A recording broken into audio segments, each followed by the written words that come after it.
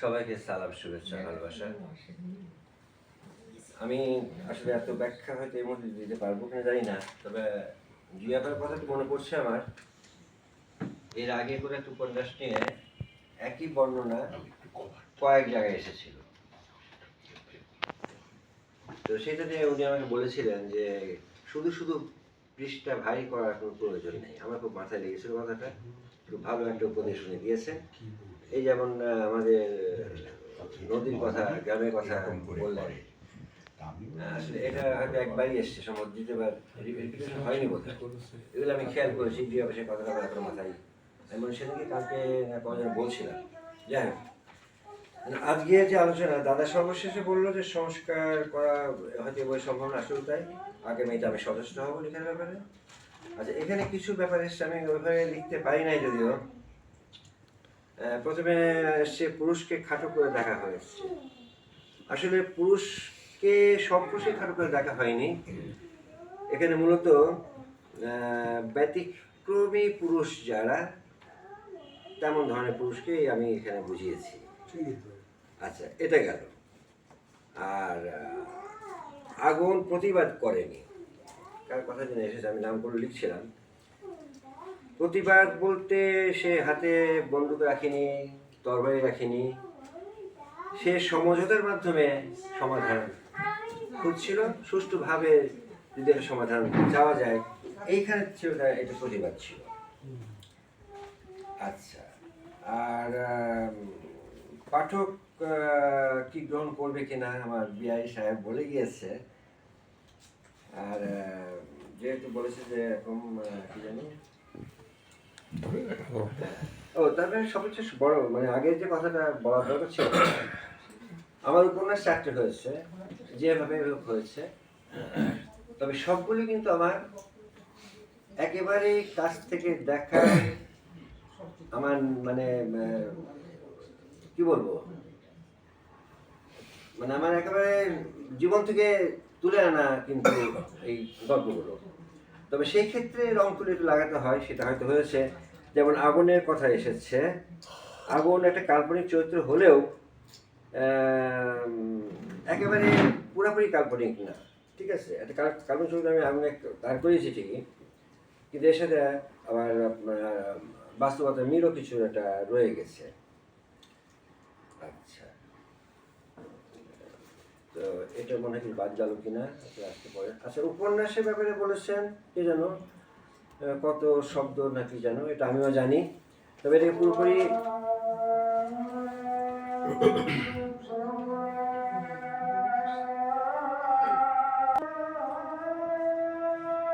সংখ্যার কাছে ছিলাম, তাই না? অবশ্যই শব্দ সংখ্যা আছে। তো কে যেন বললো যে এটা ছোট গল্প, আপনি মনে হয় যে ছোট উপন্যাস না মাঝারি, এখন যেটা যেভাবে নিতে পারে আর কি। তবে একটা জিনিস, আমি এটা জীবনের থেকে আমার কিন্তু এটা নেয়া বাইরে আছে, ভুলভ্রান্তি কথা বললাম না না। এখানে গড়াই নদীর কথা এসেছে। আমরা কুষ্টিয়া বলে গড়াই নদীটাকে সহজে ধরতে পারি, কথা সত্যি। অন্য কোনো নাম আব্দুল সাহেব ভাই বললেন যে অন্য কোনো নাম, নদীর নাম হলে হয়তো আমরা সেই নদীটাকে আমরা নাম আনতে পারতাম।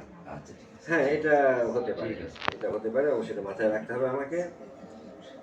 আর এসছে যে রুবিনা হত্যা না আত্মহত্যা, এই সরি রূপা, এরকম একটা কথা এসছে। এইটাকে আসলে আচ্ছা ঠিক আছে, আজকাল পেপার পত্রিকাতে পাওয়া যায় যে হত্যার রহস্য খুঁজে পাওয়া যায়, হত্যা না আত্মহত্যা। আমিও কিছু ঘটনাকে চাপা দিয়েছি, আমার সার্বিক স্বার্থে, যেটা আমি স্বীকার করছি। শুধু হত্যা না, তবে আমরা বুঝতে পারছি পরে হয়তোবা যে এটা হত্যার জন্য অনেক কিছু করা হয়েছে। যে হত্যা করেছে সম্ভবত ফারুক, যে হত্যা করেছে, এটা কিন্তু আমরা এটা নিয়ে আলোচনা, সরি এটাকে নিয়ে যে এলাকায় একটা উত্তেজনাপূর্ণ অবস্থা ছিল, এটা বলা হয়েছে আর কি। সুতরাং এটাকে হত্যা করা হয়েছে আর কি। আচ্ছা, আর সামনে হলে ভালো হতো হত্যা বিষয়টা। হ্যাঁ, কে যেন কার কথায় আপনি বলছেন না, সেটা না।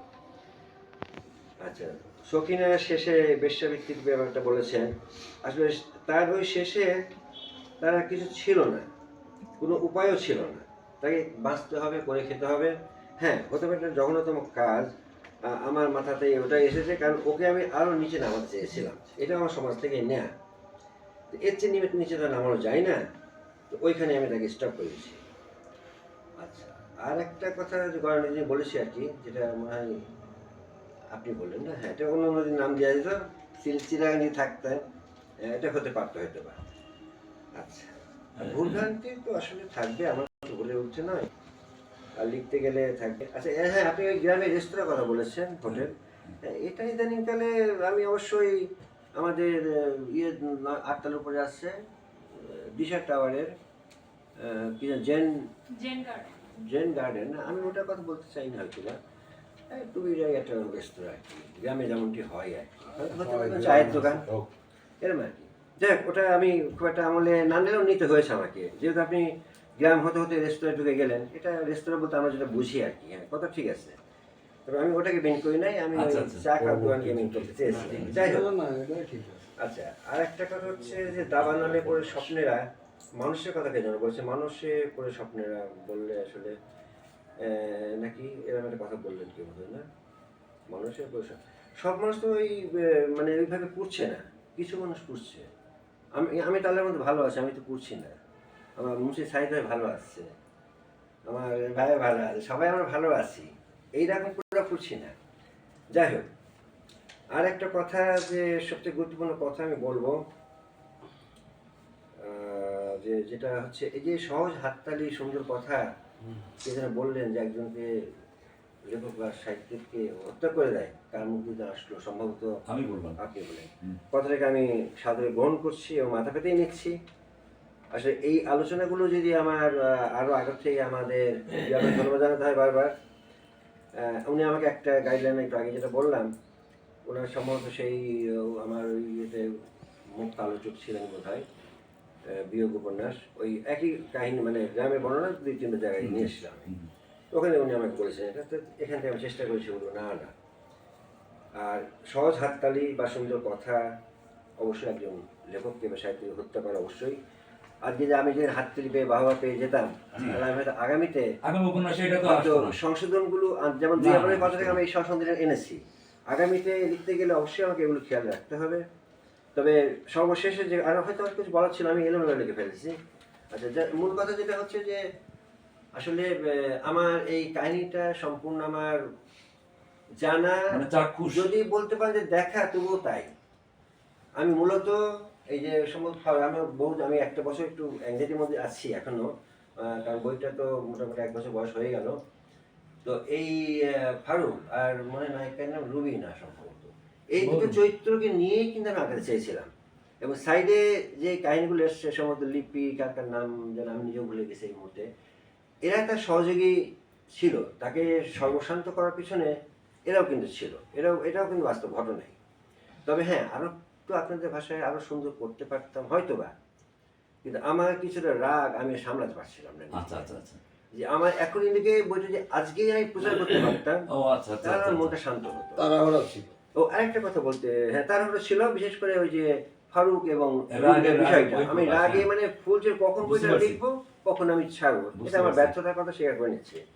আরেকটা হয়েছে যে কবিতার কথা বোধহয় কে বললেন, কবিতার বিষয়ে আমি লিখতে চেয়েছিলাম একটু, যে সব ওটা করে কবিতাই না কিন্তু, হ্যাঁ এর মধ্যে কিছু এটা এইভাবে লিখেছি, কবিতাগুলো কিন্তু শুধু কবিতাই না, এবং সংলাপেরও, উপন্যাসের যে সংলাপ হওয়ার দ্বারা এরকম তার মধ্যে লুকায়িত আছে, যদি আপনারা একটু নজর দেন আর কি। যাই হোক, সব মিলিয়ে আপনার আলোচনা আমাকে নিশ্চয়ই আগামী আলোর পথ দেখালো অবশ্যই, এবং আমিও নিজেকে সংযত করবো। তবে এতটা তাড়াহুড়ো করে আমি অমুকে বিষয়ে লিখতে হবে বলে তারিখ ছাড়তে হবে, এটা বোধ হয় আমার একটু জিজ্ঞাসা ছিল। যাই হোক, সবাইকে ধন্যবাদ আলোচনা করার জন্য, আমি প্রীত হলাম, ধন্যবাদ।